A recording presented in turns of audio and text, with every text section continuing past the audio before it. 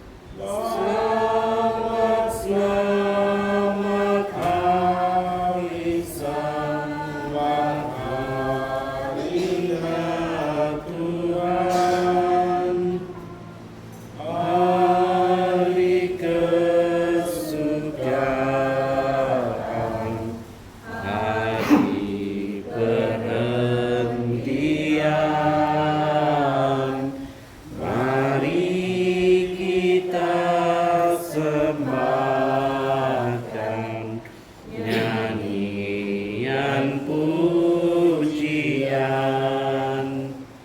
Betapalah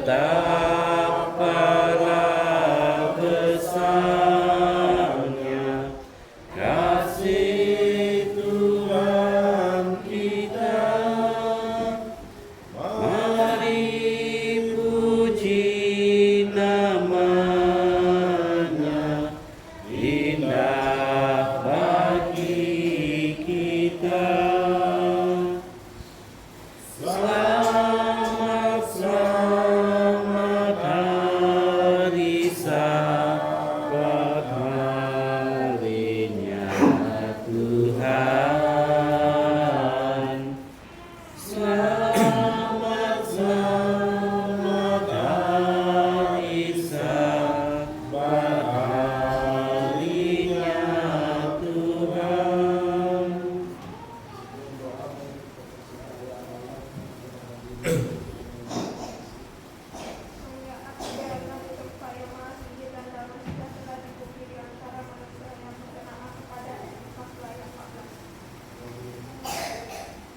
Mari kita berdoa. Tuhan adalah Bapa kami yang bertata di kerajaan surga. Sekali lagi Tuhan, kami datang ke rumah-Mu Tuhan, dan kami mengucap syukur dan berterima kasih atas rezeki dan berkat yang Kau curahkan dalam kehidupan kami. Dan biarlah Tuhan menyertai kami pada hari ini. Dan itu juga kami mohon maaf atas segala dosa yang telah kami lakukan dalam kami Tuhan. Doa kepada mereka yang sakit, kepada mereka yang punya masalah. Biarlah Tuhan memberi ketenangan dan juga menyembuhi mereka yang sakit, agar mereka di lain hari yang akan datang mereka juga dapat berkumpul di rumah Tuhan yang indah ini. Kami tidak mohon banyak Tuhan, dan serahkan segala doa ini dalam nama Tuhan Yesus Kristus yang telah menjadi juru selamat semua kami. Amin.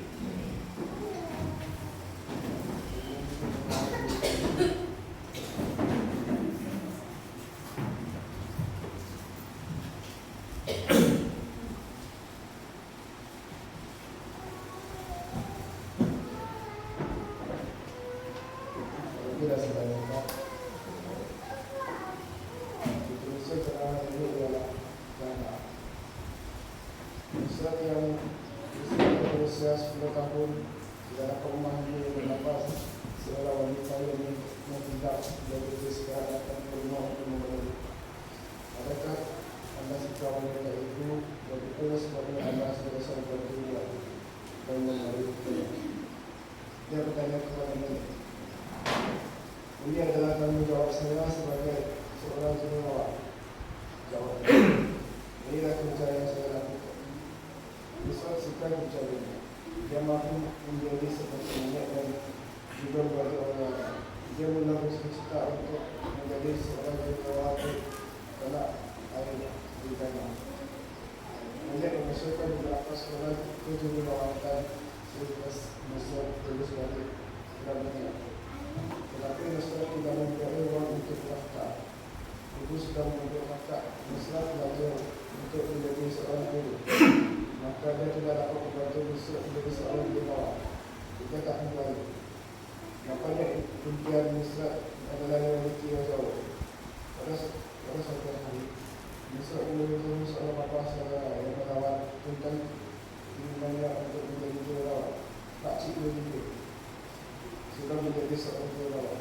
Pak Cik memiliki mata dalam penjelasan dia dalam memperoleh ijazah jururawatan di University dan dimiliki oleh University of Inggris.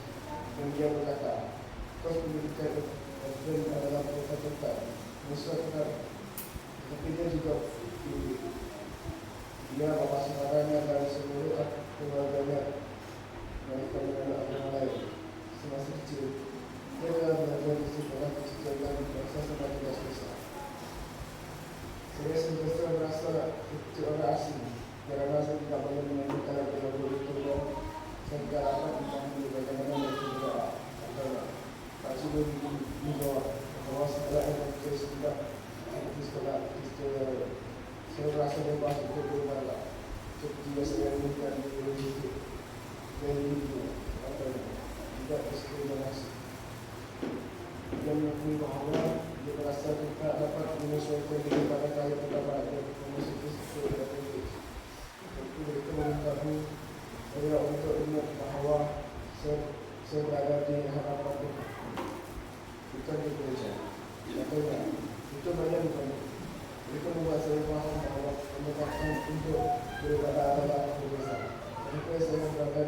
Tuhan. Pak Cina ini katakan, ketika setiap program belajar di universiti, tapi kita siapa yang menghalangi program kami kepercayaan pribadi. Masa terdapat oleh penceritaan atas neraka. Adalah ketika sekolah di mana Anda dibaca untuk beribadah dan juga hendak Anda merasa berada Afrika. Itu akan berbuat terbaik. Jadi meski jadi view kepada Allah. Maka Rasul menjadi sekolah menjadi sekolah lebih dekat dengan Tuhan. Dia menemui polis latihan kejururawatan dan pembinaan sebagai eventis. Hari ini, masa telah melewati tahun pertamanya. Kami belajar dengan Muslim bersama-sama di sekolah sama. Dan kami berjumpa bekerja bersama-sama. Contohnya, saya datang untuk menikmati kebaktian pada hari Sabat. Kita lama tak boleh. Yang memberitahu Pak Cik Budi bahwa anggapannya tentang pendidikan eventis adalah betul. Apa yang Pak Cik Budi tahu saya adalah benar. Pak Cik Budi juga mendengar pada itu. Saya tahu bahawa anda akan sesat di sana. Persembahan sahabat ke-13 anda akan membantu polis latihan kejururawatan dan kebidanan sebagai sembang dengan penggunaan belajar asal berusaha. Polis ini dibuka di mana membuat orang belajar pada bulan-bulan dan dunia yang sendiri. Permintaan adalah tinggi, tetapi sekolah itu tidak mempunyai kapasitas untuk menerima pelajar depan. Ini adalah sekolah bersih sempurna, di mana hanya 3 gratis untuk belajar adalah eventis. Sebilangan pelajar mendekati universitas kampus. Mendekati pernah menonton pemberian kesempatan sahabat 13 orang kepada guru-guru dengan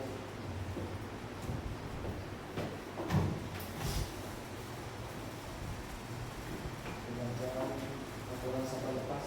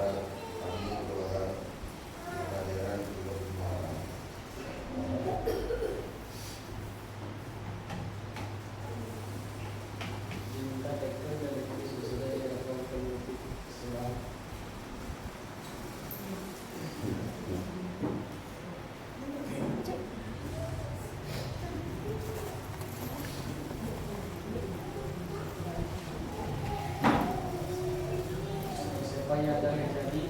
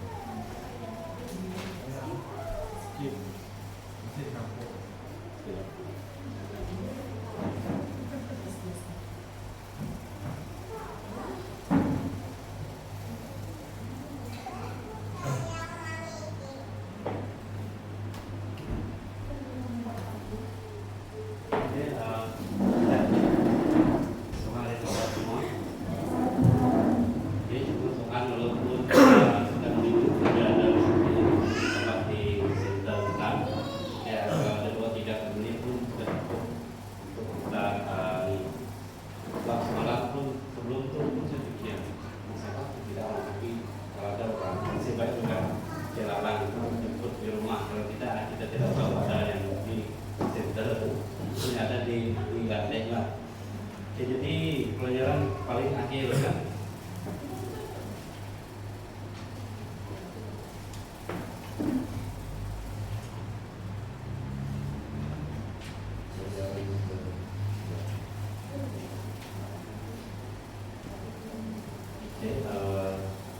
Akhir misi Tuhan, pelajaran ke-13, jadi last akhir misi Tuhan. Kalau kita lihat di dalam ayat hafalan di situ. Sebelum kita memulakan perayaan Sabat, jadi saya pikir kita dalam doa. Tuhan adalah Bapa kami yang berada di kerajaan surga. Kami bersyukur Tuhan karena hari ini kami dapat berkumpul di situ di Tuhan ini kami dapat fungsi dan mengerti buah firman Tuhan yang akan kami dengarkan. Biarlah apa yang kami belajar menjadi teladan ataupun menjadi teladan kehidupan kami. Berkira namanya Tuhan diserahkan segala orang dalam nama Tuhan Yesus Kristus telah menjadi juru selamat kami. Amin.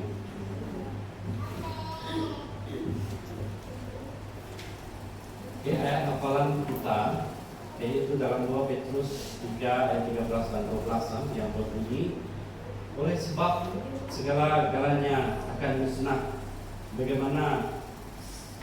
Bagaimanakah sewajarnya kita hidup? Kamu harus hidup suci dan taat akan Tuhan, sementara menanti dan mempercepat menjelangnya hari penghakiman Tuhan. Pada hari itu langit akan musnah, terbakar, dan segala anasir lebur oleh kepanasan yang dahsyat. Jadi apa yang kita paham dari ayat ini?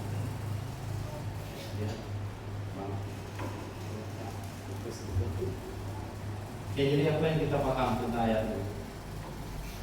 Maksudnya di akhir hari penghakiman, jadi segalanya akan musnah. Tetapi ada persoalannya di sini. Adakah kita bersedia? Adakah kita sudah standby? Kalau kita lihat di pelajaran di situ, kita perlu memenuhi pikiran dengan pemandangan mengenai zaman akhir. Pusat utama pada buku adalah berkenaan dengan konflik kosmik antara Kristus dan setan. Setan telah kehilangan kuasa sahnya ke atas bumi, dan kini dia mengejar orang yang tetap setia kepada Tuhan. Buku ini mencapai kemuncak dengan kedatangan Yesus untuk membebaskan anak-anaknya. Kedua-dua orang saleh yang hidup dan mereka yang setia yang telah mati sejak kejatuhan Adam dan Hawa. Kitab ini juga menunjukkan kepada kita kemusnahan ke atas setan dan orang jahat dengan api dan penubuhan kerajaan Tuhan yang kekal oleh Yesus di bumi yang diperolehi. Pelajar Wahyu dengan bersemangat mengkaji dan usaha untuk mengenal pasti tanda-tanda dan peristiwa yang diramalkan menandai sejarah gereja dari abad pertama tahun Masihi hingga zaman kita di akhir zaman ini. Mereka juga berhak berbuat demikian. Walaupun dalam pelajaran suku akhir ini kita akan melihat bahwa Wahyu adalah buku misioneri yang tertumpu pada Tuhan misioneri yang memanggil kita untuk menjadi gereja misioneri. Panggilan kita untuk mengisytiharkan kebenaran masa kini, kepada dunia akan ikut, sehingga semua orang membuat pilihan sama ada menerima atau menentang Tuhan. Jadi kita lihat di ayat hafalan tadi, kita telah pun mengetahui bahwa kita sudah diambang akhir zaman. Kitalah sisa-sisanya. Kitalah sebagai anak Tuhan, haruslah melancarkan, kalau saya kata melancarkan roket, tapi melancarkan misi, misi missionary kita. Misi missionary kita adalah apa? Menyambut kabaran tiga melekat, agar menyebarkan pekabaran baik. Apakah pekabaran baik itu? Pekabaran tentang Yesus. Yesus adalah juru selamat kita. Jadi apabila kita mengetahui Yesus adalah juru selamat, yang kedua apa? Kita harus mematuhi, kehendak Tuhan, dan segala hukumnya. Adakah hukum itu terkubur? Ada orang kata apabila Yesus mati, jadi hukum-hukum itu pun mati juga. Sudah semestinya tidak. Sebab dalam Bible pun saya lupa, tapi memang ada tertulis Yesus datang, dia tidak mengubah hukum itu. Dia tidak mengubah, tetapi dia mempermudahkan lagi supaya pemahaman kita. Kadang orang salah anggap Yesus mati, dia akan sekali dengan salib itu hukum itu hilang, tapi sebenarnya tidak. Jadi hukum itu kita tetap kekal, tetap kekal. Yesus tidak ubah, kita pun tidak boleh ubah. Kalau ubah maksudnya orang boleh membunuh orang. Sebab dalam hukum Taurat ataupun hukum Nabi Musa itu tertulis jangan membunuh. Yang pertama adalah hanya percaya kepada Tuhan Allah saja. Jadi dan yang ketiga, pertama tidak adalah apa? Mengetahui Yesus adalah juru selamat, adalah Tuhan kita. Kedua, mengenai hukum itu. Ketiga, kita harus melaksanakan misi. Kalau kita tidak melaksanakan misi kita, jadi sia-sia kita sebagai orang Kristen. Kita percaya, tetapi kita tidak melakukan. Walaupun kita dah baptis, tak semestinya kita sudah selamat, belum tentu kita selamat. Sebab kita ada tanggung jawab. Tanggung jawabnya adalah kita sebagai pengikut Yesus, kita harus sama-sama kita melaksanakan tugas itu. Sesuai misi itu belum selesai. Ada apa-apa lagi kita mau tambah di dalam pekan Sabat? Kalau ada mau tambah kan? Tidak ada. Silakan, ada mau tambah? Pekan Sabat, satu minggu ini kita fokus pada Wahyu. Jadi Wahyu ini kita tahu di mana ditulis oleh Yohanes di Pulau Patmos. Jadi kalau kita tengok buku Wahyu ini dia berbeza dengan buku yang lain. Kalau buku Matius, Lukas, dia menulis berdasarkan dia tengok secara nyata. Tetapi buku Wahyu ini adalah dia menulis berdasarkan benda yang belum berlaku tapi penglihatan kata yang Tuhan berikan penglihatan tapi benda itu belum berlaku. Ini adalah muatan. Jadi apabila kita tengok kitab Wahyu ini, kalau saya baca cukup menggerunkan juga. Menggerunkan apa? Macam mana kata? Menggerunkan masalahnya kita bersedia atau tidak? Itu yang menggerunkan kita. Itu yang boleh kita tengok di sini. Memang kembali kepada diri kita. Memang dan seperti kita paham juga. Memang kita kena persiapan yang seperti syarat. Terima kasih. Jadi kita harus ada persiapan. Jadi kita terus pergi hari Ahad atau Wahyu misi hari akhir Tuhan. Jadi hari akhir ini apa yang akan terjadi kalau kita lihat? Matahari padam, kita menjadi gelap, bintang-bintang akan jatuh. Dan setan berleluasa mempengaruhi. Setan juga boleh jadi Tuhan pada zaman akhir. Mereka kata mereka adalah Tuhan. Mereka boleh berdiri mungkin di gereja, ataupun di rumah Anda mengeluarkan mukjizat mereka, mempengaruhi manusia. Jadi kalau kita tidak beriman, kalau kita tidak standby senjata kita adalah iman kita. Jadi kalau kita tidak penuhi iman di akhir zaman, orang yang beriman mungkin juga akan jatuh. Jadi kita harus betul-betul standby dengan diri kita. Mari kita lihat siapa yang ada bawa Bible, mari kita baca dalam Wahyu 1 ayat 1 sampai 7. Kita lihat dalam cara apakah Anda melihat bukti bahwa Wahyu tertumpu pada misi Tuhan pada zaman akhir. Supaya ada bawa Bible, kita buka Wahyu 1 ayat 1 sampai 7.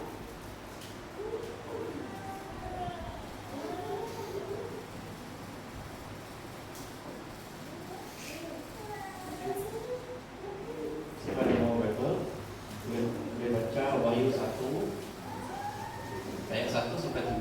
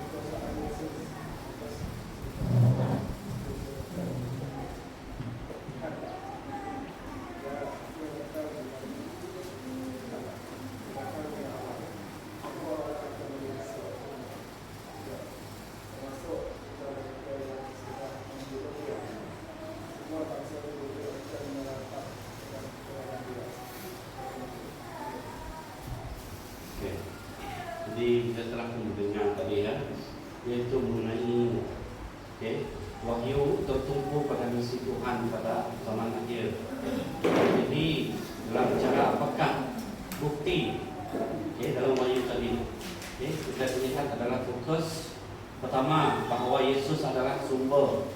Dia adalah sumber kepada ketiga-tiga pribadi ketuhanan yang bekerja bersatu untuk menyelamatkan manusia. Jadi kalau kita lihat, walaupun Adam dan Hawa telah jatuh, tetapi itu bukan menunjukkan kegagalan Tuhan. Tetapi Tuhan mempunyai rencana, di mana telah memberi anak tunggalnya, yaitu Yesus untuk menyelamatkan manusia. Dan melalui darah Yesus kita selamat. Sebab Yesus telah juru selamat kita. Sebab tiada Tuhan lain. Okay? Kalau zaman dulu banyak di Tuhan, okay? Banyak patung-patung yang mereka sembah, tetapi patung yang mereka sembah itu tidak dapat menyelamatkan. Okay? Kita telah pun mempelajari pelajaran sahabat yang lepas bahwa banyak negeri-negeri ataupun negara-negara pada masa dahulu mereka menyembah bahala. Okay? Bahala itu mereka anggap. Okay? Tapi sebenarnya niat mereka memang hanya untuk ingin menyembah Tuhan yang berkuasa, tetapi mereka tidak tahu cara bagaimana. Okay? Jadi apabila datangnya nabi-nabi, okay, kita seperti Petrus, okay, dan yang lain-lain, okay, Saulus ataupun Paulus, jadi mereka ini penyebar, okay, penyebar ataupun membawa Injil tentang siapakah juru selamat yang sebenar. Okay, jadi jangan kita sesat. Okay, jadi ada orang yang patung, mereka ingat patung ini akan menjelma lah, dia akan memberi kuasa lah. Okay, tetapi itu bukan Tuhan, itu bukanlah Sang Pencipta. Okay, jadi Sang Pencipta adalah yang berkuasa di atas segalanya. Okay, dia boleh menghidup. Okay, kalau setan, dia boleh membunuh, dia boleh memberi kita kekayaan, tetapi setan tidak boleh memberi nafas kepada kita. Okay, itu beza setan dengan Tuhan. Okay. Jadi pencipta kita yang mentumpukan membasuh rasa bersalah dan malu kita. Apa yang dikatakan dalam ayat ini? Okay, bersalah dan malu kita adalah dosa kita. Okay, kalau kita lihat apabila kematian Yesus itu, apa yang terjadi? Rancangan setan gagal. Okay, rancangan dia agar seluruh dunia pada masa itu akan taat kepada setan dan membuat kota-kota itu jadi miliknya, tetapi rancangannya gagal. Okay, apabila mengetahui bahwa Yesus bangkit kembali. Okay, jadi siapakah antara kita boleh bangkit? Okay, tidak ada seorang pun antara kita yang boleh bangkit. Okay, dan hanya Tuhan saja. Okay, jadi itu surat pun menunjuk bahwa Tuhan yaitu Yesus, okay, merupakan kuasa besar. Okay, tiada kuasa besar melainkan Yesus. Okay, dan kita baca di pernyaan yang terakhir yang kedua juga. Di dalam Wahyu 1 ayat 7 kita dapati pentingnya misi ini. Yesus akan datang dan bangsa-bangsa akan berkabung kerana mereka hilang. Okay, Tuhan melindungi mereka yang jauh darinya. Okay, kitab Wahyu dibuka kemudian dengan misi Tuhan untuk manusia. Okay, jadi Tuhan masih memerlukan kita sebagai tenteranya, sebagai umatnya untuk melaksanakan misi itu. Okay, supaya kita ini adalah saksi-saksi Tuhan. Okay, jadi apabila di hari pengadilan, okay, ataupun di dalam pengadilan tersebut, okay, kita tidak dapat berkata saya tidak bersalah. Okay, tetapi segala itu sebenarnya dicatat di dalam buku kehidupan dan juga kematian. Okay, apa yang saya lakukan, okay, apa yang semada baik ataupun jahat, segala itu akan dicatat dalam kehidupan dan buku kematian kita. Okay, dan juga apa yang setan lakukan, segalanya akan terbongkar juga. Okay, contohlah kalau kita lihat sekarang, okay, ahli politik, kalau mereka main kotor, kita tidak nampak. Okay, suatu hari nanti, okay, yang kita lihat seperti raja akhirnya akan terbongkar juga. Okay, bahwa tidak ada perkara yang dapat ditapok. Okay, tidak dapat yang kita tapok. Okay, tetapi hanya melalui, okay, firman Tuhan, okay, kita dapat selamat. Okay, dengan hanya orang kata tadi iman kita. Okay, iman kita. Okay, jadi kalau kita tidak ada iman, boleh selamat tak? Okay, kita kaya sekarang kita bagi harta nampak baik, adakah itu iman?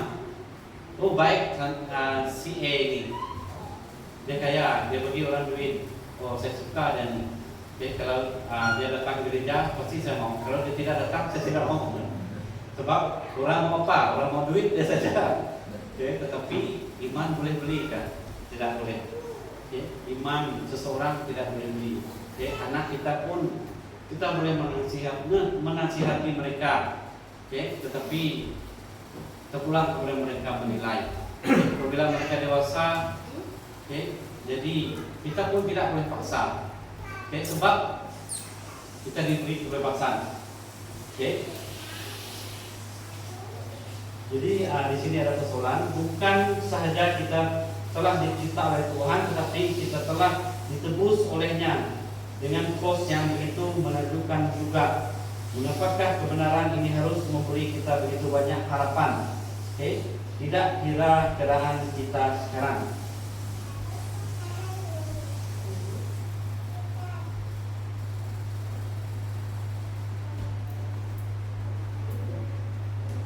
Jadi adakah kita bersyukur hari ini? Bersyukurlah walaupun kita tidak kaya, walaupun kita tidak seperti orang lain. Yang penting kita dapat mengumpul di center ini.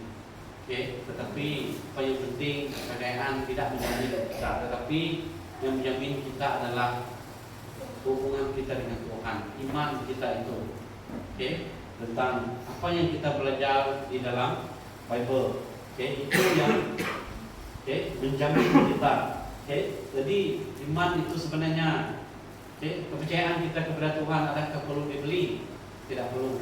Semua itu free, percuma. Jadi apabila benda percuma, jadi kadang-kadang kalau kita lihat apabila benda percuma ini, kadang-kadang orang nanti pun boleh dapatkan.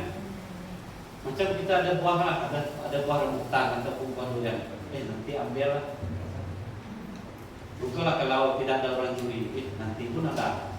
Jadi ini yang sikap kita sebagai manusia kebanyakan. Kalau sebab benda itu memang sudah ada, jadi kalau tidak ada kita mencari-cari, mengejar. Lebih dikata, mengejar kata. Tetapi iman ini banyak orang tidak mau kejar. Sebab nantilah tunggu tua baru orang turun sembahyang. Tunggu tua nantilah, sekarang saya masih muda. Jadi jangan tunggu sampai kita tua. Kalau sudah tua pun boleh kita turun ke gereja. Itu juga kita pikir. Jadi iman ini haruslah kita cari dari sekarang, pupuk daripada sekarang. Jangan tunggu tahun hadapan. Sekaranglah kita harus bersedia. Sebab kenapa? Sebab kita harus, sebab kita ada misi. Apabila kita mengetahui tentang misi Tuhan, jadi iman kita pun harus cukup. Jadi misi hari akhir Tuhan kita tidak risau. Bila kiamat pun kita tidak risau lagi. Sebab kita mengetahui Tuhan Yesus adalah juru selamat kita. Kalau kiamat pun mati sekalipun, ataupun sampai kiamat sekalipun ataupun perang bagaimanapun, kita tidak takut mati. Tapi orang yang banyak harta mereka takut mati. Sebab kenapa mereka takut mati? Sebab mereka telah mencapai keindahan yang mereka ada di dunia ini. Jadi mereka sayang harta daripada surga. Sebab itulah seperti apa yang saya kata. Sebab benda itu tidak nampak. Jadi benda yang tidak nampak, mau ke orang ikut? Banyak orang tidak mau ikut kan? Contohlah kita percaya adanya surga, adanya dunia baru yang dicipta Tuhan nanti. Tetapi orang tidak percaya. Tapi orang lebih senang melihat harta depan mata. Kalau dia harta, itu lagi orang percaya. Jadi kita jangan lupa. Sering kita melihat bahwa nafas kita itu tidak panjang di dunia ini. Kita hidup sementara. Jadi kalau nafas kita itu panjang, sudah tentunya Lebih lagi mendiang bapak saya, nenek saya, ataupun kita punya atau nenek yang dulu, pasti mereka masih hidup, tetapi disebabkan nafas kita di dunia ini tidak banyak. Setiap kita setiap kita diberi Tuhan umur tertentu. Hanya Tuhan saja tahu berapa umur kita di dunia.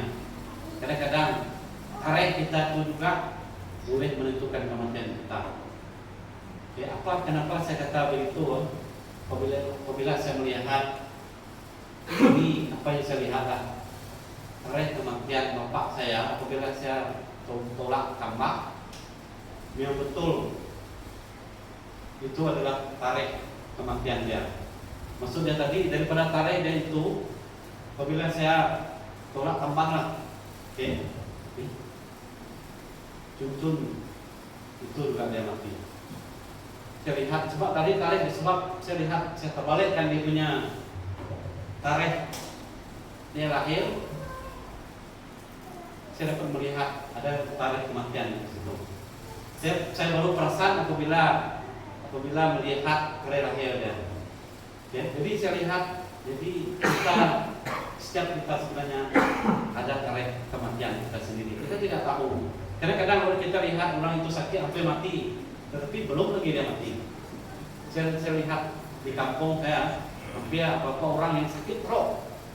Saya ingat mereka yang mati dulu.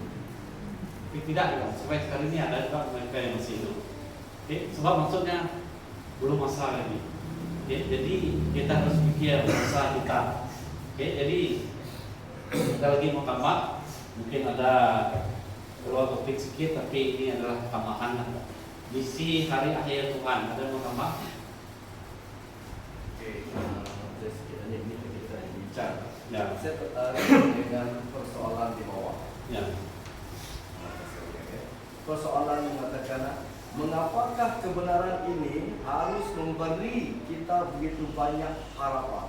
Jadi ada dua perkara yang perlu kita ambil berat di situ lah. Yang pertama kebenaran dan yang kedua harapan. Jadi yang firstnya adalah kebenaran. Apakah kebenaran di sini? Apakah kebenaran? Apa kebenaran di situ? Kebenaran dia kita hidup dengan kasih Yesus.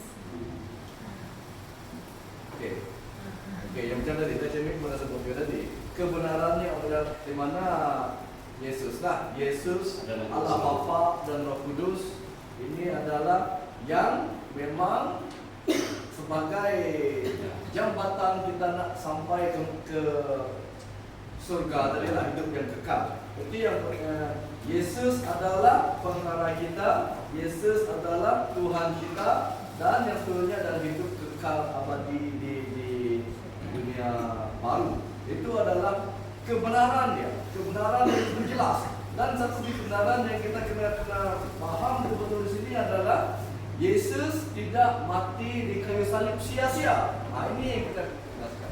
Kita jangan kita percaya, tetapi kita percaya iman kita tidak iman kita seiring dengan rasa percaya kita. Ini satu ya.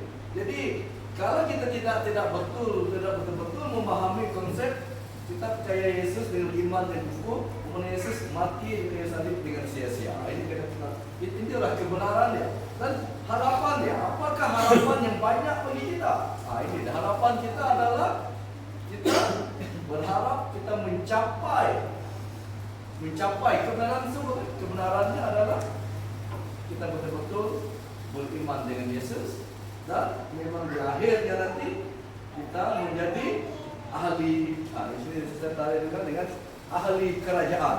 Nah, ahli kerajaan surga. Maksudnya di dunia baru, di surga, dan di harapan kita adalah berada di surga. Namun inilah harapan semua kita, harapan orang yang beriman. Tetapi sebenarnya orang yang tidak beriman pun, kalau orang yang memang berhadap penggeledahan berkaitan dengan Tuhan Yesus pun, mereka tetap ada harapan. Cuma mereka harapan dia ada, Dia tahu, tetapi dia tidak buat. Dia tahu surga, tapi dia tidak pergi gereja. Ini contoh. Iman tanpa perbuatan. Sebab kalau kita tengok lebih-lebih lagi yang kita advance ini, kita yang di advance ini, sebab ada malam dulu kami ada gathering di rumah Abang Sulung saya, rumah anak dia, di gathering semua, gathering perkumpulan lah, pastor Tajan yang berkhotbah.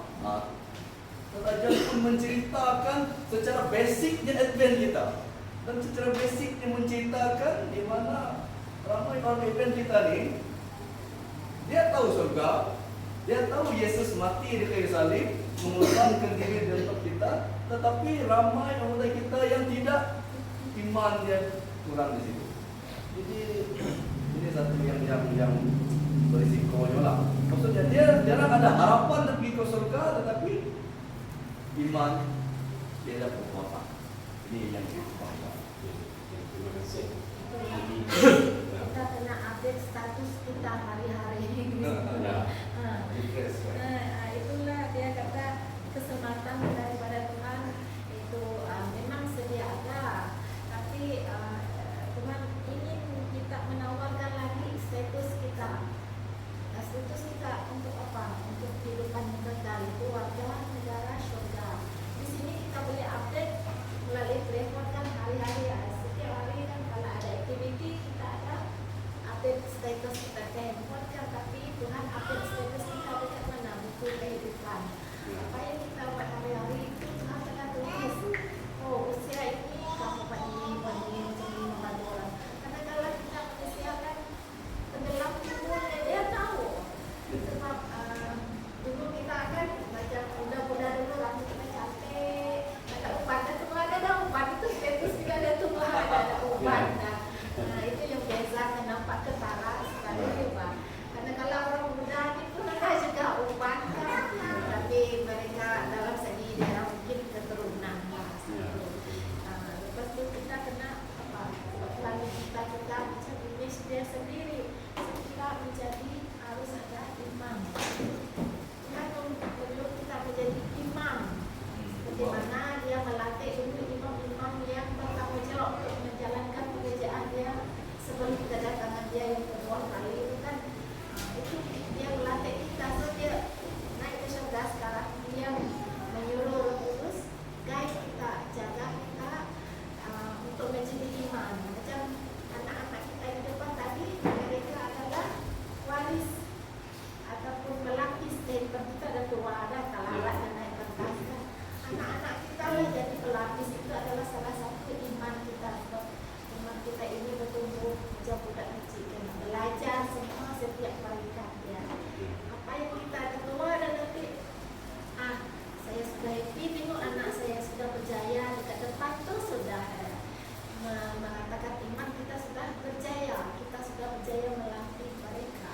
Itu adalah kekuatan kita, iman beserta dengan perbuatan. Kalau iman tanpa perbuatan, anak-anak kan mereka hari Sabat kita duduk dekat gereja, tapi merayau itu adalah tanpa perbuatan kita. Itulah orang kata, tengok kalau anak borek bapak intek juga orang kata kan. Itu apa yang sikap kita di sini mencerminkan hubungan kita dengan Tuhan. Kita itu harus update status kita hari-hari. Itu status yang baru ini adalah bukan itu ada baik buruk lah hidup dunia. Tapi Tuhan, kalau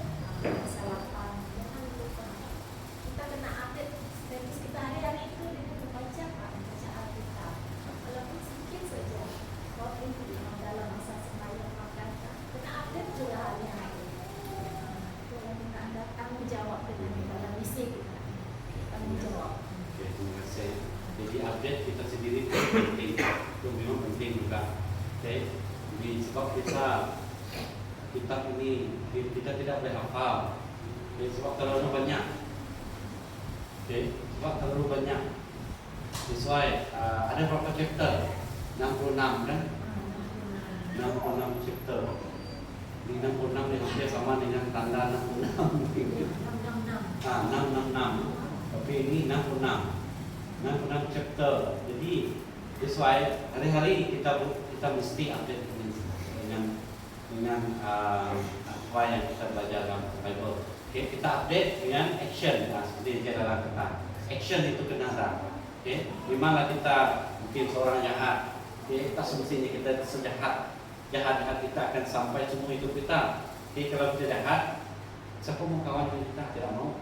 Okay, orang yang jahat pun dia boleh berubah. Seorang pembunuh juga boleh berubah. Yang penting kita sentiasa update. Okay, update itu penting. Barulah, okay, biarlah orang tahu kita jahat, kita di pembunuh, pencuri, tapi tidak apa. Yang penting kita update diri kita dan kita action itu ada. Okay, terima kasih ya. Jadi kita terus pergi ke sini, message dan misi 3 malaikat. Okay, jadi kita pun tahu bahwa kita lihat di dengan yang terakhir di situ, message malaikat ketiga dalam Wahyu 14 membentuk inti dari apa yang kita sebagai sebenarnya ini setelah dipanggil untuk diwawalkan kepada dunia. Pusatnya, asas kepadanya adalah 2 tema, Injil yang kekal, ditulis dalam Wahyu 14 ayat 6, dan penyembahan kepada pencipta. Pencipta, besar, P itu di sana adalah Tuhan yang sebenar. Kita tidak menyembah pahala, tidak menyembah patung, tapi kita menyembah Tuhan pencipta yang sebenar. Yaitu beliau boleh mengawal segala sesuatu di bumi dan juga di surga, mempunyai hak di surga, ataupun otoriti yang berkuasa atas segala-galanya.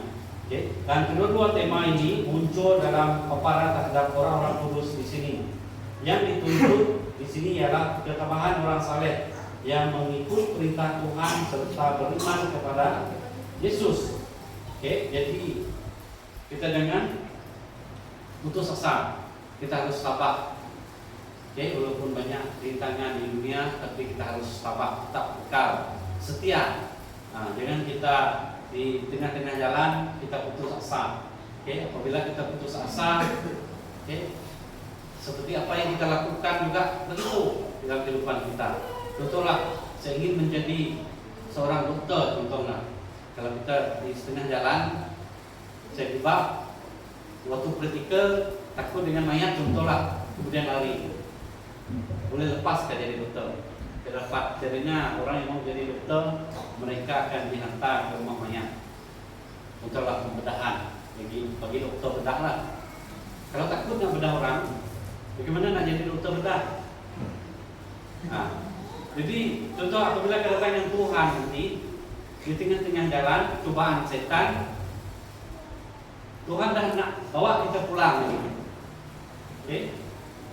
Seperti siapa yang berpaling waktu Yesus mau disalibkan itu? Ezekiel kan?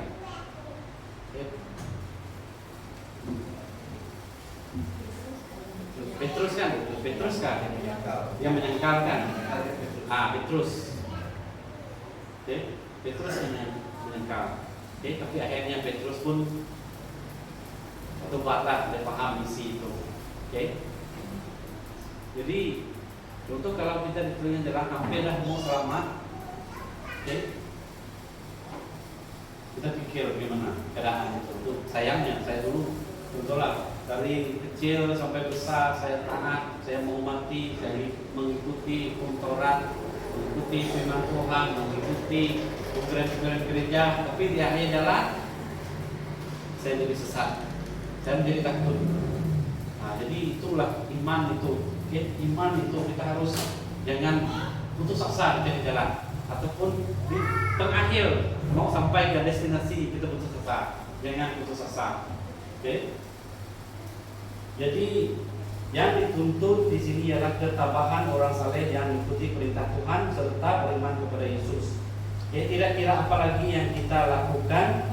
Semua kebaikan yang kita lakukan dalam membantu orang, kita tidak boleh merupakan panggilan dan misi istimewa kita, yaitu untuk mengisytiharkan kepada dunia yang hilang harapan yang terdapat dalam Injil Kal, serta untuk memberi gambaran kepada dunia tentang apa yang akan menimpa mereka suatu hari nanti.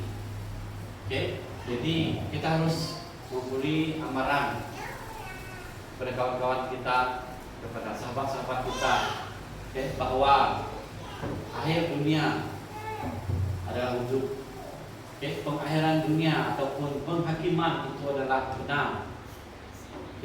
Dan juga surga itu adalah wujud. Heaven is real. Nah, kalau kita pernah dengar cerita, heaven is real. Surga itu adalah benar. Dia bukan cipta-cipta, bukan ciptaan manusia, tetapi adalah Tuhan yang mencipta. Jadi apabila mereka mengetahui Tuhan yang sebenar, sesuai misi 3 mereka ini, kita harus, kalau kita tidak secara direct, sekarang kan banyak media sosial kita boleh guna, TikTok kah, Facebook kah, YouTube kah, kita sebar kepada orang. Jadi apabila mereka membaca, yang penting kita telah melakukan tugas kita. Kalau kita menyimpang, itu tugas kita sudah. Memang maksudnya tadi kita melakukan action. Take to one action. Wah. Jadi kita telah melakukan action, tindakan. Walaupun contohlah, seperti apa yang dikatakan Bu Ustaz, kita ada yang tidak tahu bertobat, takut berdiri di depan, tetapi telepon ada, tidak salah dia share. Nah, takut share dekat grup, share dalam status WhatsApp dia sendiri ataupun di dalam timeline Facebook dia sendiri pun boleh, sebab nanti orang akan lihat. Nah, jadi ini pun sudah merupakan kita telah melakukan misi kita. Ada lagi yang mau tambah dalam sini?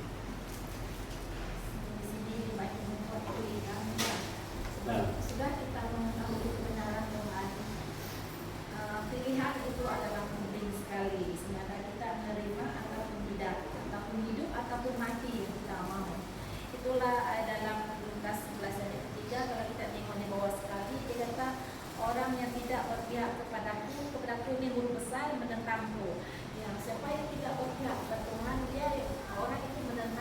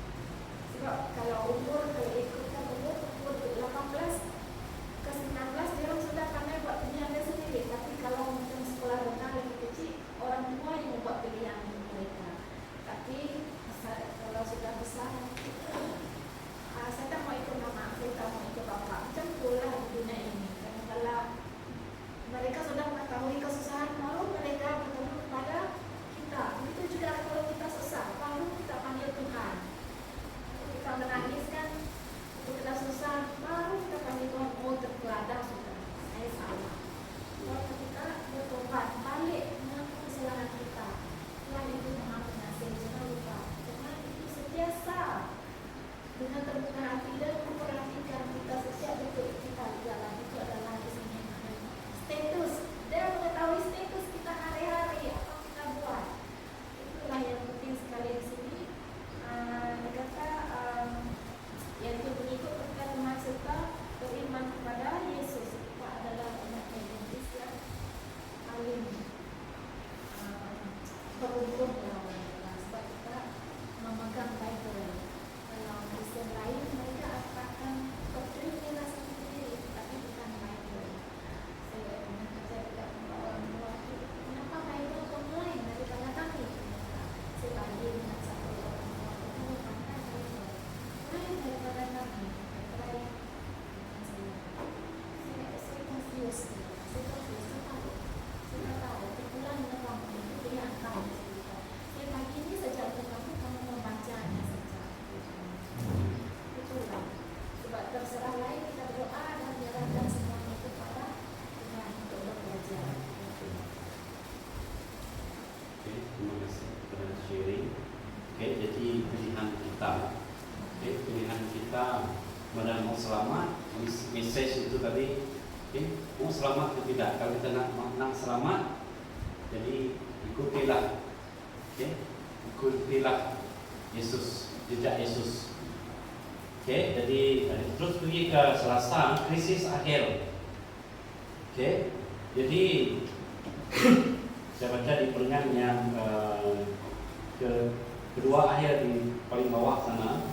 Tetapi pada zaman akhir ini terdapat polarisasi yang semakin meningkat dan kebebasan hati naluri tidak lagi akan dihormati. Orang ramai akan ditekan untuk melaraskan diri mereka dengan kumpulan setan.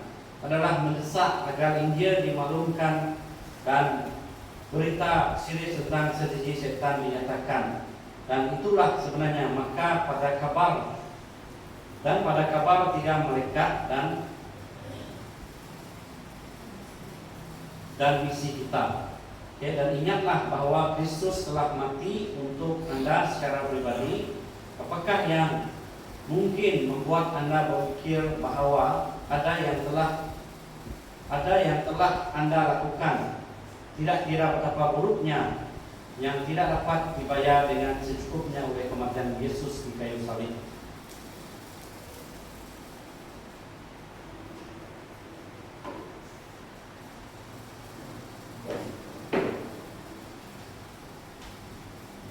Oke, kematian Yesus di kayu salib ini adalah lebih fokus kepada pengampunan dosa kita. Oke, ataupun memberi peluang kepada kita. Oke, kalau tanpa Yesus, bagaimana dulu mereka membawa dosa? Mereka membuat korban. Oke, korban bakaran. Oke, dan juga di waktu pesta Pentakosta. Kan di pesta banyak orang ramai dulu. Oke, mereka datang ke pesta Pentakosta untuk membawa korban. Oke, jadi sekarang apabila ada Yesus, kita lagi memudahkan. Kita tidak perlu mengorbankan kambing ke, sapi ke, burung kacang ke, ataupun apa segala yang terbaik untuk Tuhan. Tetapi yang terbaik untuk Tuhan pada hari ini adalah mengisi iman kita. Seperti apa yang katakan Pak Ustaz tadi. Kalau kita rasa kita tidak cukup beriman, haruslah rajin-rajin setiap hari, bukan hanya sehari, bukan hanya seminggu sekali. Jadi Bible itu haruslah kita pegang dan baca tiap-tiap hari, agar kita penuhi iman kita. Kita bekalkan senjata iman kita. Di zaman akhir senjata kita adalah iman kita. Sebab kalau terlihat di situ, sejak awal manusia mempunyai bukti tentang siapa Tuhan dan jalan kebenaran dan kasih-Nya. Di Roma 1 ayat 18 sampai 21. Oleh itu, semua manusia dari zaman lampau akan dihakimi berdasarkan cara mereka bekerja sama dengan Tuhan dan menjalankan kehidupan mereka. Tidak kira berapa banyak yang mereka lakukan atau tidak pahami. Tulis dalam Rom 2 ayat 11 sampai 16. Kita tahu di krisis akhir, di zaman akhir, lebih lagi apabila penghakiman nanti.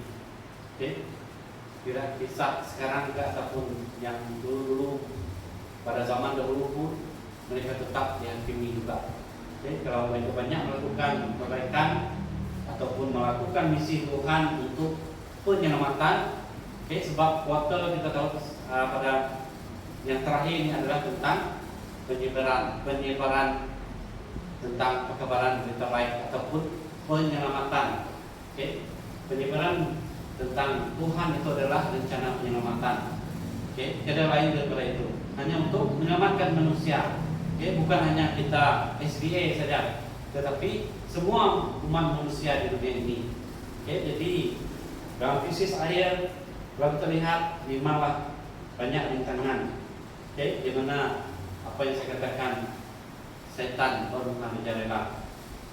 Setan boleh berdiri di gereja juga menyatakan dia adalah Tuhan, boleh menyembuh orang dan sebagainya, tetapi dia tidak boleh menhidup orang yang mati. Itu kita ingat.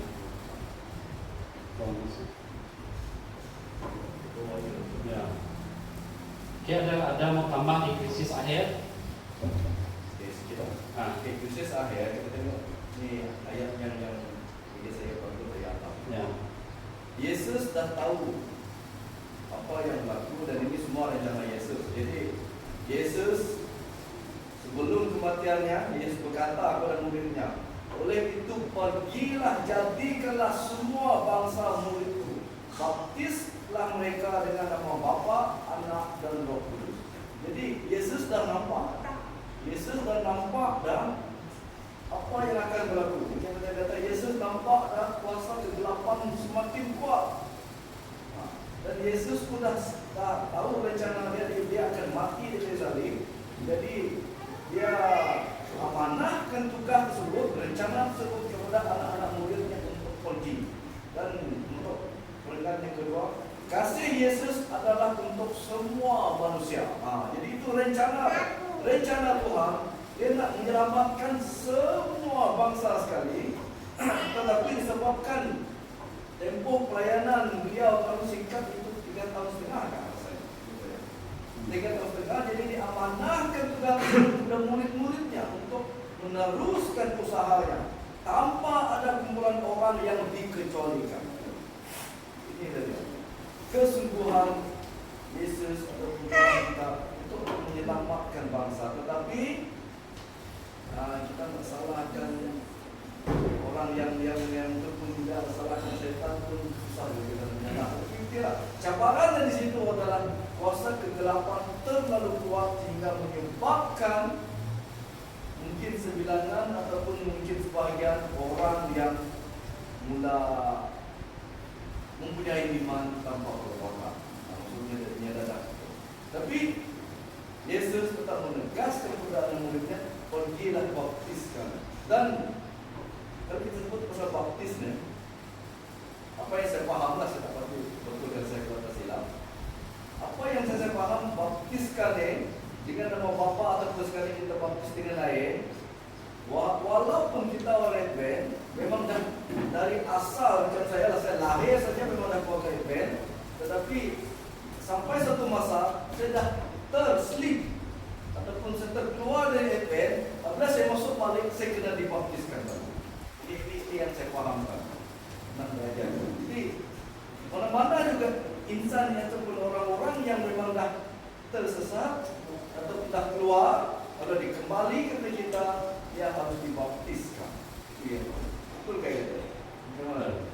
Jadi itu bisa fahamkan. Jadi baptis ada dua pengertian. Satu, baptis orang yang baru mengenal Yesus, baru mengikut, ataupun satu lagi orang yang dah thirsty.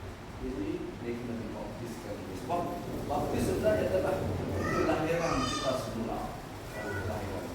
Jadi betapa agungnya kasih Yesus ini. Kemudian dia terus terang mengatakan untuk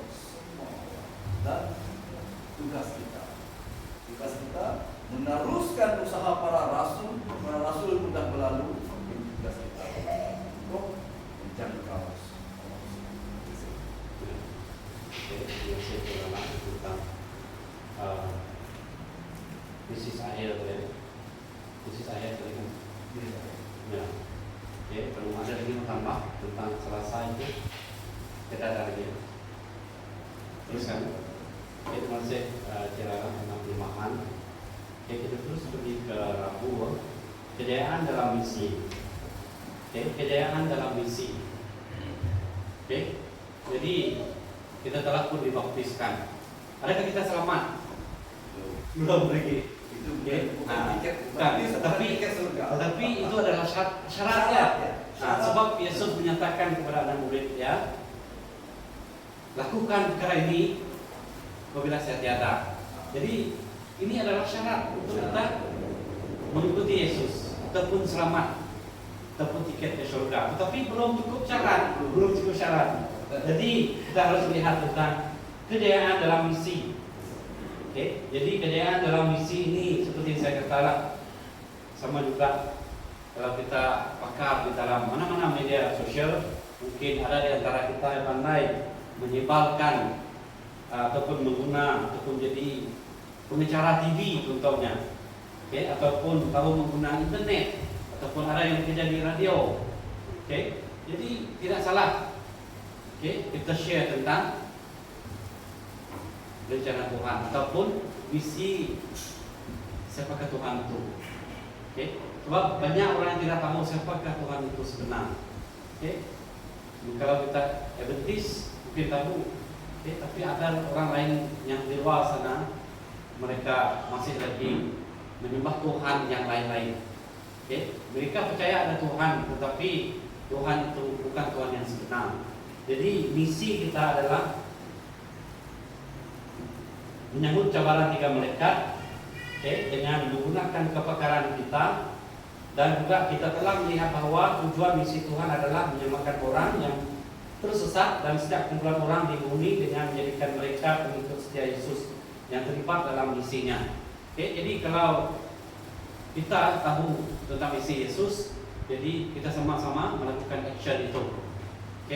Jadi setiap kita ada handphone, kita share. Kalau Anda kepakaran tentang di dalam penyiaran, gunakan kepakaran Anda. Jadi kita siarkan rencana Tuhan itu. Dan juga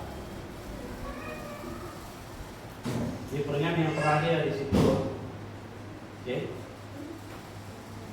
Jadi murid-murid Yesus adalah murni, tetap setia kepada Yesus seperti pengantin perempuan yang murni kepada tunangannya. Mereka mengikuti Yesus semasa dia memimpin mereka dengan suara lembut Roh Kudus. Ini termasuk membawa kita ke dalam kerja penyingkiran kepada orang lain. Tiada penipuan dalam diri murid-murid ini. Mereka tidak disesatkan oleh keraguan yang melemahkan, ajaran palsu atau maksiat, dan mereka tidak merasa lebih tinggi dari segi moral daripada orang lain. Mereka menyadari bahwa mereka tidak sempurna. Mereka memerlukan rahmat dan belas kasihan Tuhan yang menyucikan. Dengan memahami hal ini, mereka juga terbuka untuk menerima pembetulan dan pengajaran daripada umat percaya yang lain. Kejayaan dalam misi menghasilkan murid jenis ini. Jadi kalau saya tidak cukup lagi beriman sebenarnya. Kalau saya salah, tegurkan. Sebab saya pun tidak perfect. Memanglah saya pernah mempelajari Bible sebelum saya dibaptiskan, tetapi saya tidak boleh ingat semuanya.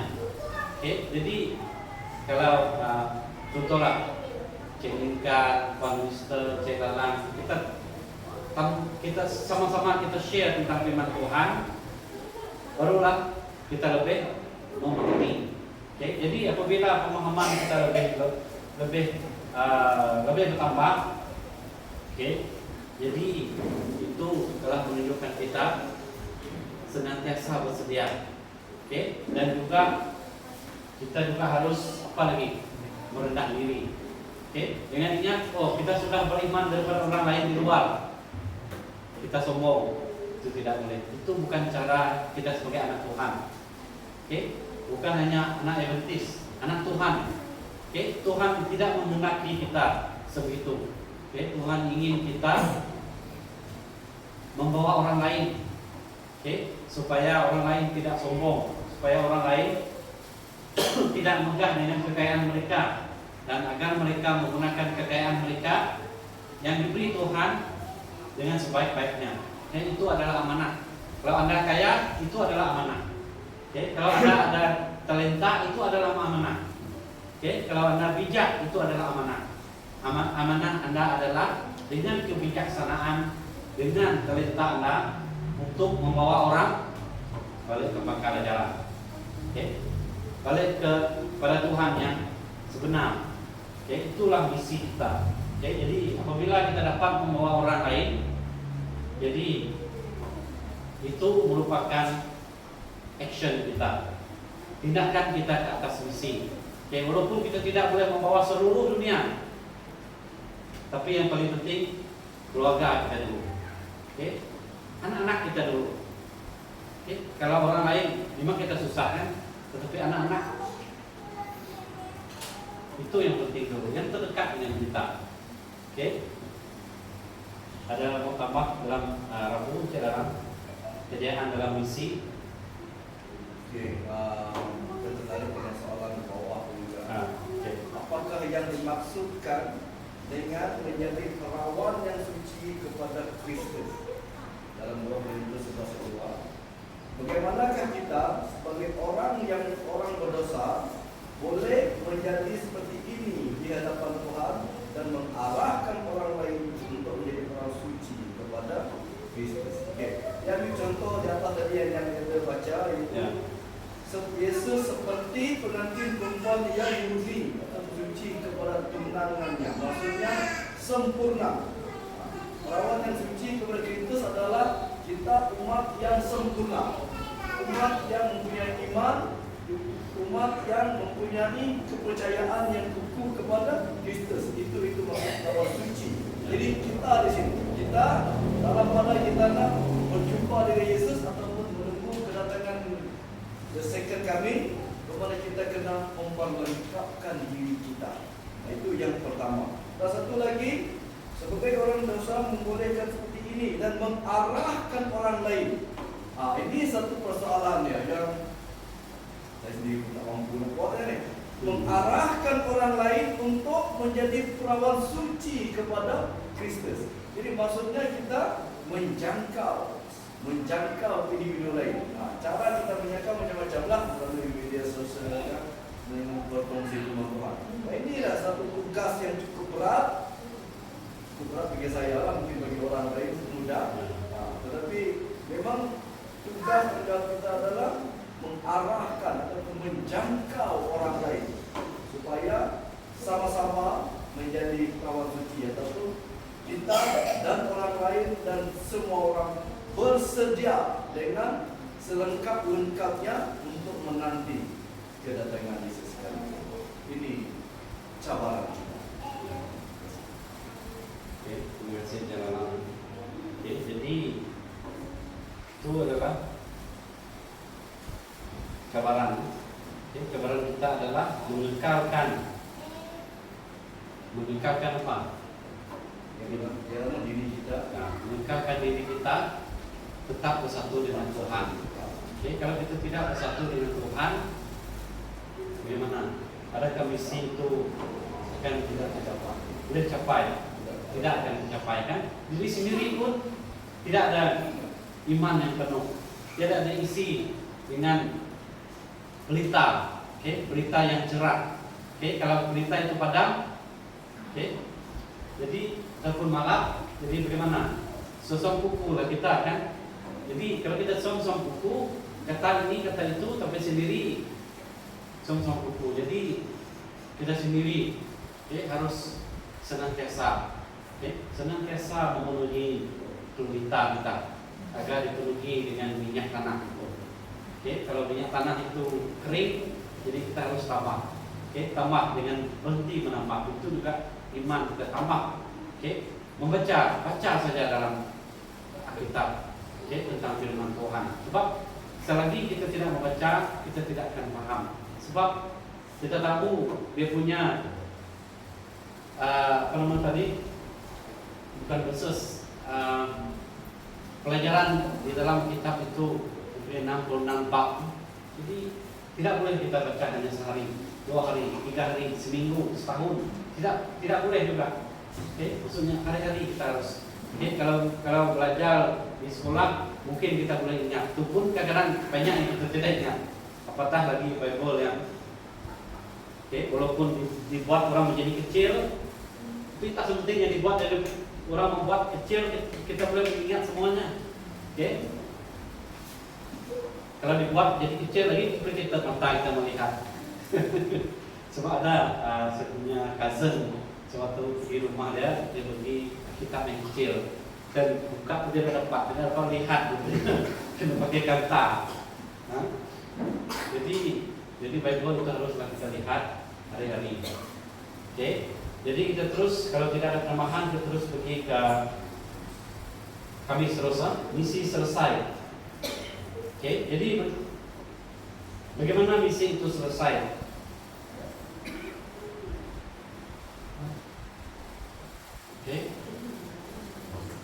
Kita jangan kata misi Tuhan dulu, misi kita diri sendiri. Adakah kita melakukan tugas? Kalau kita melakukan tugas, kita mengikut kehendak Tuhan. Jadi apabila kedatangan Tuhan, misi kita selesai. Selagi lagi Tuhan Yesus belum datang, selagi itu misi kita belum selesai. Misi selesai apabila Tuhan datang. Baru selesai. Kalau dia tidak datang, kita harus bekerja setiap hari. Bekerja untuk Tuhan. Melakukan misi, menyambut cabaran 3 malaikat. Dan mengetahui bahwa Tuhan Yesus dan Tuhan Bapa, mereka adalah Tuhan.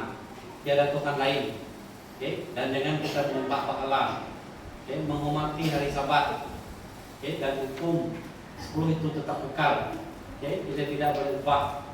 Jadi sehinggalah apabila kedatangan Tuhan kedua kali, di mana kita mengetahui di akhir zaman, dunia kiamat, matahari padam, bulan jatuh, bintang jatuh, dan berlakunya hujan kecil yang tidak boleh dikawal lagi, gempa bumi, dan sebagainya.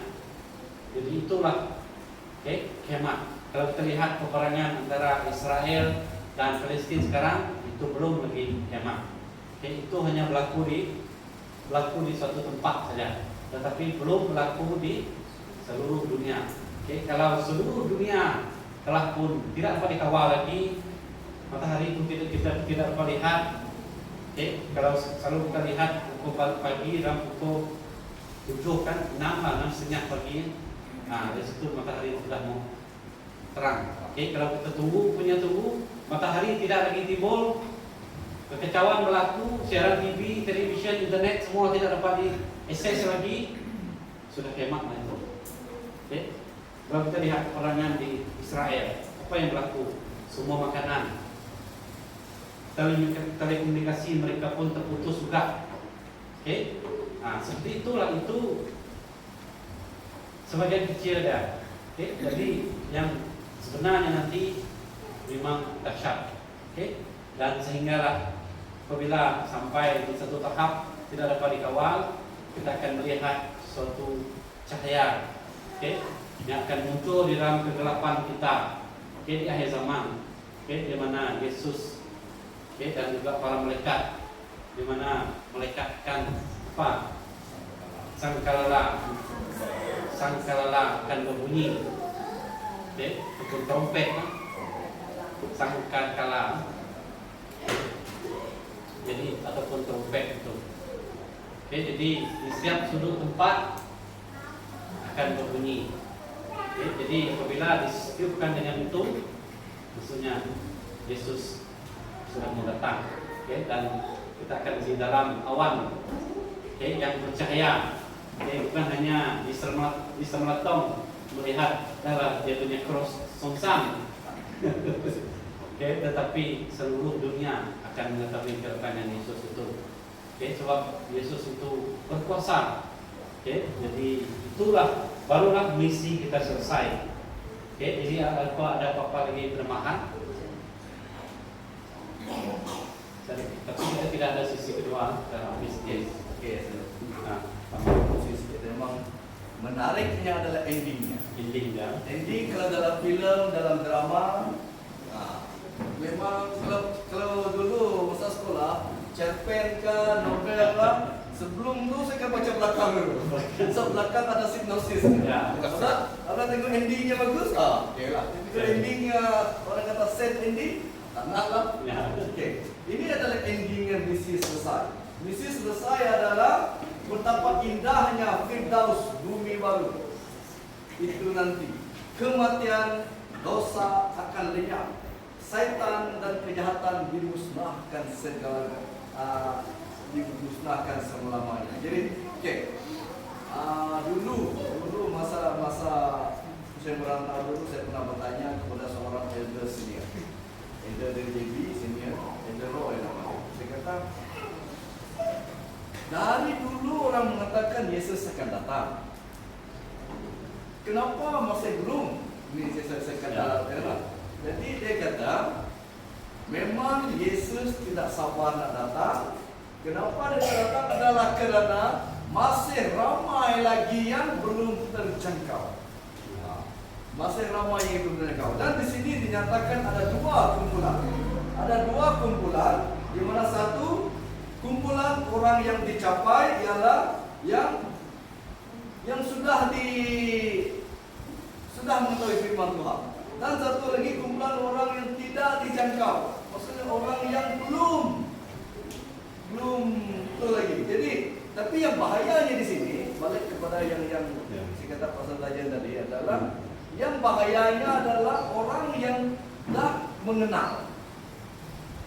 Nampaknya pada hari ini orang yang belum dijangkau mungkin dah kurang, mungkin kerja-kerja misioneri dah banyak berjalan. Yang berisikonya adalah pepatah mengatakan yang dikendong peciciran. Ini yang cukup bahaya, kan? Saya rasa kita boleh nampak sekarang ni, di mana ramai daripada orang-orang yang dah mengenal Tuhan, tetapi dia dah makin lemah. Ini satu yang cukup bahaya. Jadi memang perlunya dijangkau semua kumpulan inilah. Saya rasa mungkin lama lagi lah. Kita tidak tahu. Kita tak tahu bilanya. Tapi nampak kayaknya makin ramai yang itu, dan kalau kita tengok ada yang membuat mazhab ya, ataupun anda Kristian, tetapi macam pemirsa kata, dia mempunyai satu lagi. Memang saya pernah tengok, saya pernah dengar YouTube yang Roman tu. Mereka ada satu lagi kitab dia sendiri. Satu lagi kitab dia sendiri yang berasingan daripada Alkitab yang original. Di situlah yang dia terus pegang, yang di dalam kitab tersebut nombor 4 memang hilang dalam kitab tersebut. Sebab tu dia orang bukan tidak digalakkan, tidak digalakkan untuk memegang Bible yang original ni, tidak digalakkan. Jadi dia orang fokus ke memang satu kitab. Jadi ini saya tengok memang kita kata tak betul pun, dia kata betul juga. Jadi perlunya kerja-kerja penjangkauan ni lebih drastik lagi, lebih agresif lagi untuk menjangkau. Dan masa cuti World pun, masa perkumpulan kami, banyak masalah saya berkumpulan kami di rumah abang kepada mendiang bapak saya. Berkumpul, dan selepas masa makan kami borak-borak dengan Pastor Jengki. Ramai di kampung kami sendiri, ramai pastor.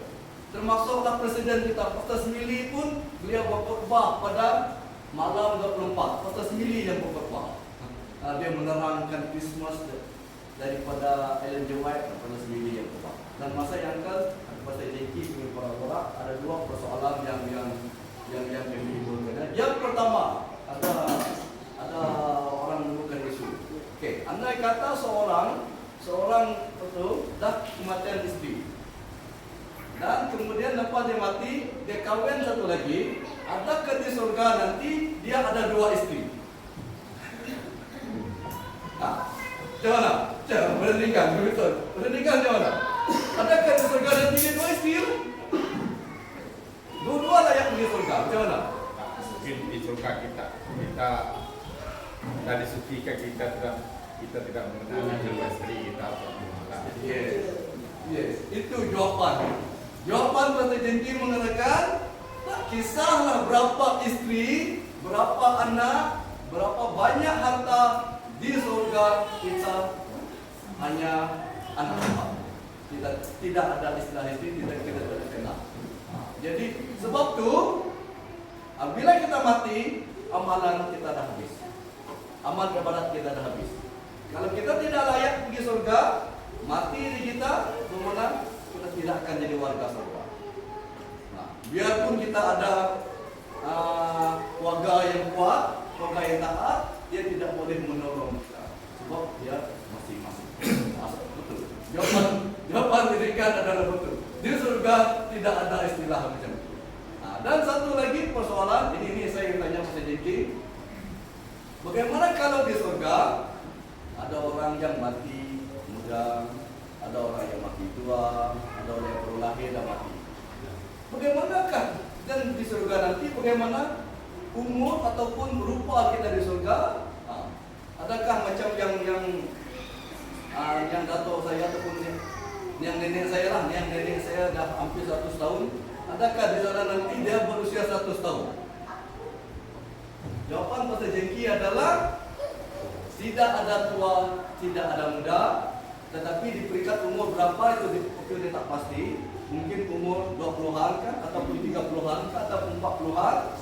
Umur orang semua sama. Rupa kita semua sama. Mungkin macam Yesus meninggal.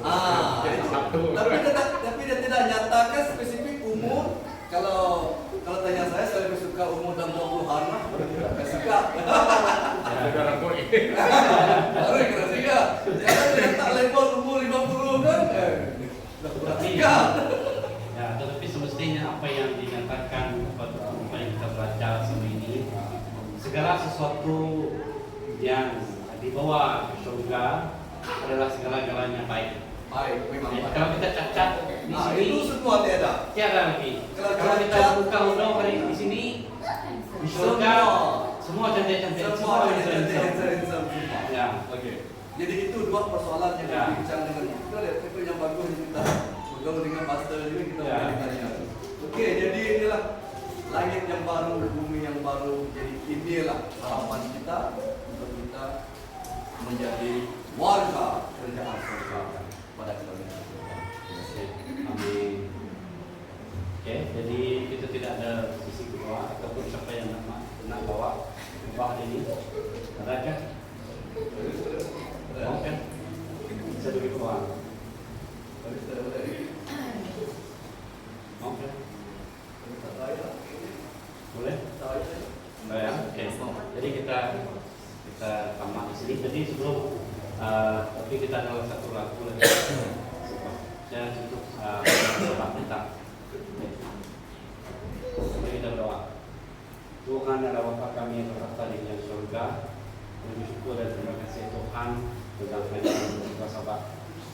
Kota terakhir untuk tahun 2023 ini, dan agar setiap kami mempunyai tugas kami masing-masing dan misi Tuhan untuk menyelamatkan semua umat Tuhan ataupun semua makhluk kesayangan Tuhan, sebagai manusia yang dicipta oleh Tuhan, serupa dengan Tuhan, agar apabila kedatangan Tuhan kedua kali nanti semua kami dapat berkumpul di kerajaan surga yang dijanjikan oleh Tuhan.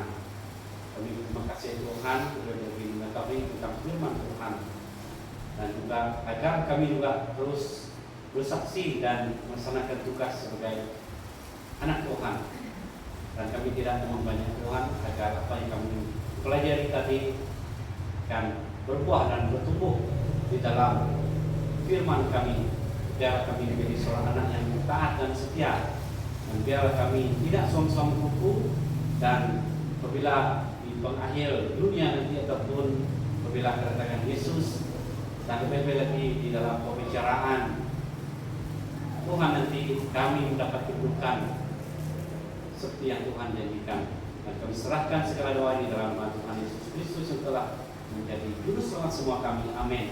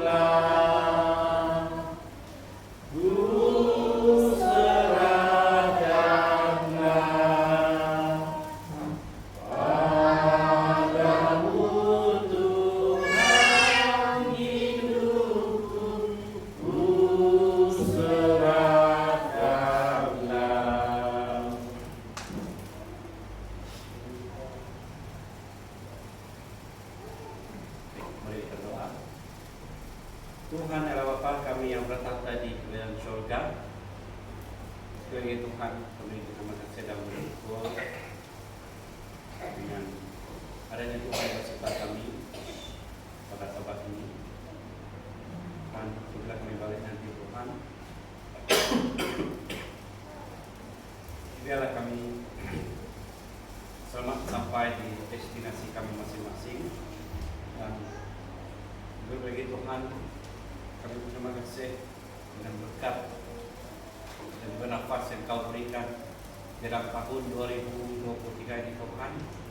Kami tahu hari ini adalah sabat terakhir untuk umat Tuhan untuk datang ke gereja untuk memuji dan memuliakan Tuhan, tetapi ini bukan misi yang terakhir untuk kami, sebab kami masih lagi misi yang belum selesai, yaitu agar setiap kami setia, agar setiap kami mempelajari firman Tuhan dan tidak akan goyah, dan juga membawa mesej dan menyambut kabaran tiga malaikat. Itu tahun 2024 ini Tuhan.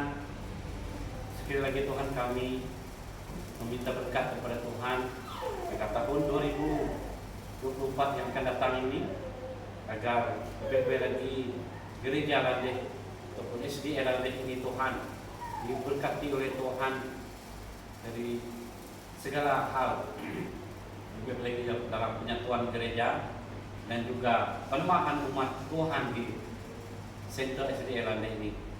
Dan juga Tuhan, apabila kami balik kampung ataupun kami balik ke destinasi kami masing-masing di tahun